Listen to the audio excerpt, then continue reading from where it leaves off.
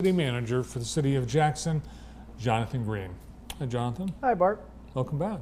Thanks for having me. Always a pleasure to be here. Nice to see you. It's fall sports season, and Jonathan, you're running around with your guy with fall sports. We have a soccer player in the house, so we did 2 games this weekend, Saturday and Sunday, both wins. Oh, good. That's great.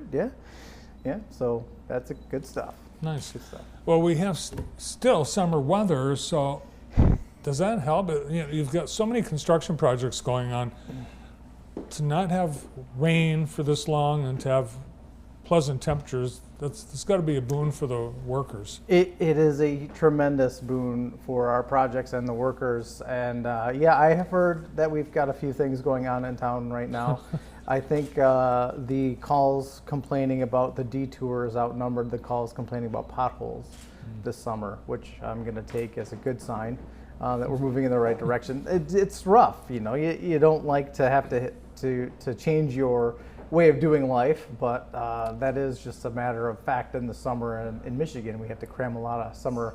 We have to cram a lot of construction work into the summer, and the weather's been great, so it's been a help. Yeah, so progress creates problems, and one of the things that we've joked about over the years, when people complain that there's maybe not a close place to park, that's not a problem.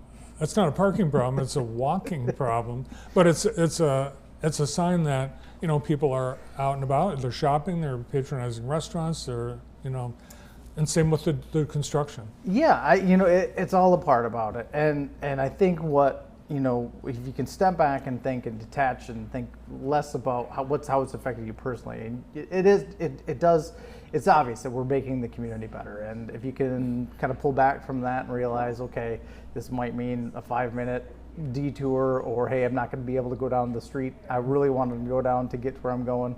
But if you pull back from that and realize, so much work is getting done here in the city, and so many improvements to our critical infrastructure is happening right now and has happened over the last couple of years, really putting ourselves in a position to start, I can't even say get ahead, but just try to keep up with what we need to do here in the city. It's a big place, and there's always something. And as soon as we're done fixing one thing, we have to turn around and fix something else. Well, the community overall, I think, as a result of all of these things happening, it's looking better. It's more attractive. People outside visitors have noticed it. And I think one area that really stands out is the housing, the 100 homes, and some of the new multifamily housing. Yeah, it's really exciting. I can't believe we've had the success we've had with housing in the city of Jackson, as far as the number of homes we've been able to bring online through all of the various ways and programs and projects we've been working on. 100 homes is just one of the initiatives we have.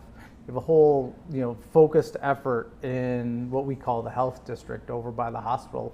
That also just happens to be one of the older parts of the city of Jackson. It was where it was first settled from a development standpoint, over in that Cooper Trail, Home Wild area. Those are some of the oldest homes in the city of Jackson. And to see that area really come back with brand new homes, eliminating blight, new duplexes, it's kind of amazing, and to me, to see that happen, it's really gratifying in a number of ways. I agree. It's really changing the look of particularly that neighborhood. Let's talk about that in particular. The health district. Shane Laporte, director of community development, he sent us some pictures, and this is a before picture. You're looking east on Homewild at Park Street. So this is one of those homes. It's like there's a lot of them. There were a lot of. Somebody's moving out of that house, whether willingly or unwillingly, but that seems to be what was captured that day.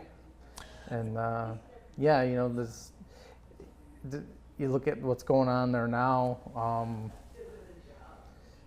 It turned into a vacant space for a period of time. Hey, that's not bad to look at. A lot better than But then here you go, we can put a brand new home there and really add to the neighborhood. So in just a few years, you can see the significant changes that we're having in the neighborhoods and the positive impact we're making. Shane told me that, and those aren't Anderson window stickers on the windows. Those are like condemned. They might be, right? There Yeah. might be some violation notices. Well, you it- can tell that person they were trying and got to a point where they just couldn't make a go of it at some Yeah. point. And, you know, now this is what gets to be there. And I think that's pretty cool. Shane told me that there are developers outside of Jackson and Lansing in particular that are saying, wow, we've never encountered such an open, friendly, welcoming government to deal with in building homes. It's kind of wild, isn't it? Yeah, it really is. Because I think in town, you know, we've had a reputation for a while that we weren't always easy to deal with. And that's been something that I've made a mission since I became manager in 2020 to change. And I think the progress we've made with the ease of development and our focus on relationships and relationship building with people, with our developers, with our business community, with the people who can make a difference. I think that has been the major driver into why the perception has started to match the reality now. The reality is the city of Jackson is a very easy government to deal with. We like to meet with people personally. We pass out cell phone numbers. We are on the ready all the time for people who want to invest in the city of Jackson. We try to match their ambition because we realize it is an investment for them. And so if they're investing in us, we want to make sure we invest in them. And the way we can do that is to give them the time and attention required to make it happen. And we've got 2 brand new apartment buildings that are now open, I understand. Yeah, certificate of occupancy is issued, ready to lease up, and I believe they're doing it. I actually think the wait lists are still a thing. Yeah. They have more demand than they can fill. So you know, looking to continue our housing successes with more housing in either the single family realm or the multifamily realm. Yeah, and those 2 particular buildings, the Greenwood and the Blackstone, that's, you know, somewhere around $30 million of investment. And with the new residents in the downtown, you've got your sights next on providing services like a grocery store. Yeah, you know, it's one of these things that's a grocery store talked about in downtown and the south side of Jackson. It's been around for a long time. And I think that we're finally at the space right now where most of the stars are aligning. You have to remember, Bart, when you're building something like a grocery store, number one, the city's not building it. We are trying to put together the land and the environment to have a grocery store come in. So it takes some time, and we're working with some good partners, especially Consumers Energy, on the land that we have identified near Cooper Street and Biddle Street. And I think, you know, that is the target area for a lot of reasons. Economically, what a grocer needs is traffic. They need vehicles, they need population density, and of course they'll need the space to build a big enough store to have enough products in it to make sense for them. And that, you know, and it's not something that you can put really anywhere in the city. You can't look at any of our wards and think like, oh yeah, that little half-acre site's going to be great for a grocery store. A half-acre site is probably represents, you know, a fraction of the parking requirements that a grocery store is going to need. So we've identified some property, we've identified some potential partners, and I'm looking forward to the next steps on that. But it's a long go, that's for sure. Yeah, there's one part of the south side that's been mentioned, but 2 grocery stores have failed within a block of that intersection.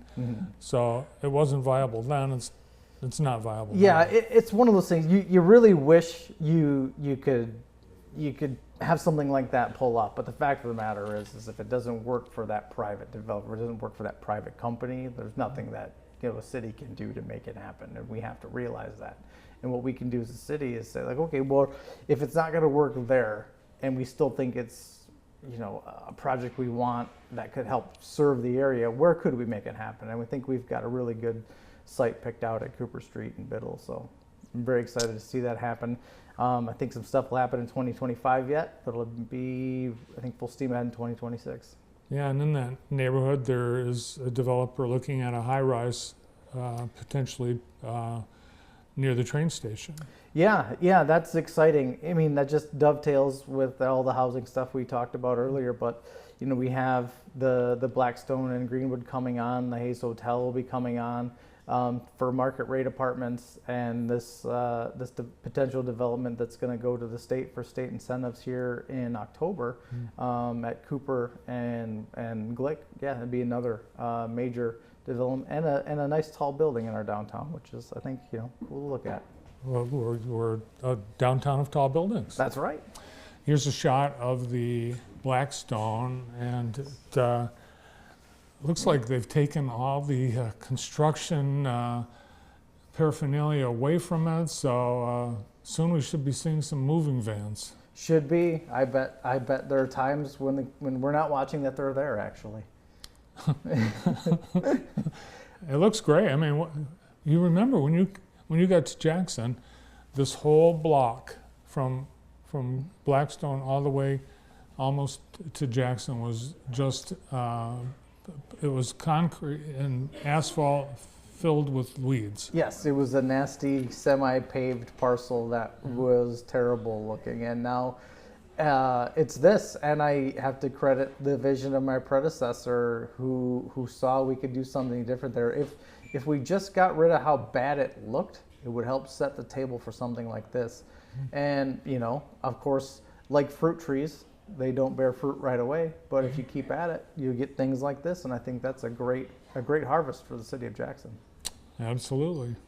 All right, we appreciate all the updates. Thanks for coming in. Thanks for having me, Bart. Our city manager, Jonathan Green.